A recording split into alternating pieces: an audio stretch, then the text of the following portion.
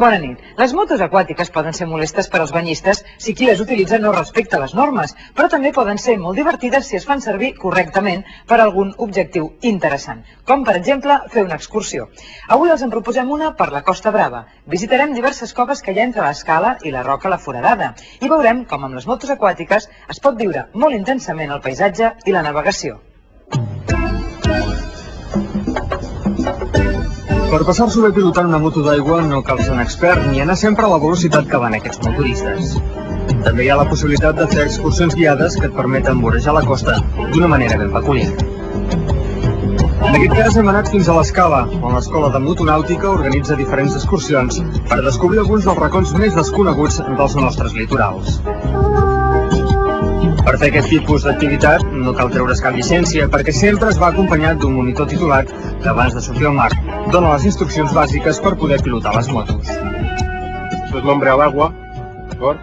Això s'enganxa directament en el xaleco i es connecten aquí a la moto, d'acord? Un cop la clau enganxada, el botó vermell és per posar en marxa i parar la moto. Un cop han assimilat els 4 conceptes bàsics, els pilots novells surten al mar sempre, això sí, seguint les ordres que els marca l'instructor. En aquesta ocasió, el grup ha escollit una excursió que surt del port de la Clota i arriba a la Foradada.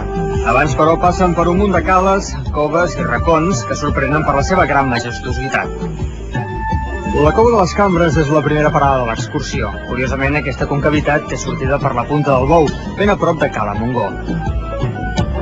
Vorejant aquesta cala arriben fins a la Cova de la Sal, on l'expedició també s'atura i és que l'instructor, a més de controlar els motoristes i vetllar per la seva seguretat, també es va informant dels noms i les particularitats dels indrets per on naveguen. L'última cova que visiten és la del Ratpenat.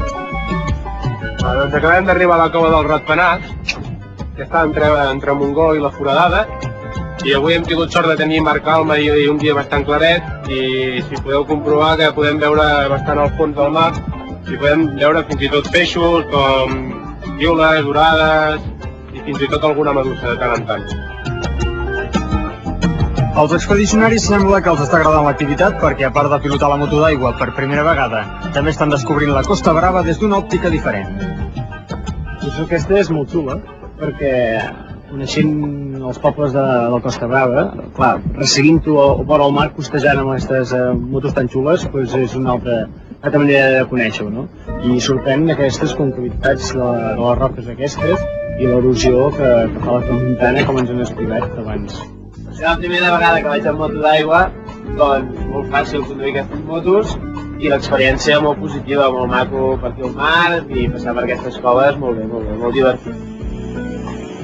Finalment arriben a la Foradada, una roca que, com el seu nom indica, poden travessar amb la mateixa moto. Aquesta zona és un indret idoni per fer immersió. La gran riquesa de colors i formes dels seus fons fa que molts submarinistes busquin qualsevol ocasió per capbussar-s'hi. És en aquest punt on l'expedició fa mitja volta i comença el camí de retorn. La tornada acostuma a ser més ràpida que l'anada, no voregen tant la costa i es dirigeixen en línia recta cap a l'Escala. Però l'arribada a port s'ha de fer seguint les mateixes pautes que la sortida. S'ha d'anar a fila índia, a 3 nusos de velocitat, i deixar les motos en la mateixa posició que les havien trobat. Demà coneixerem uns submarinistes que fan mapes i guies de sota l'aigua. No s'ho perdin. Bona nit.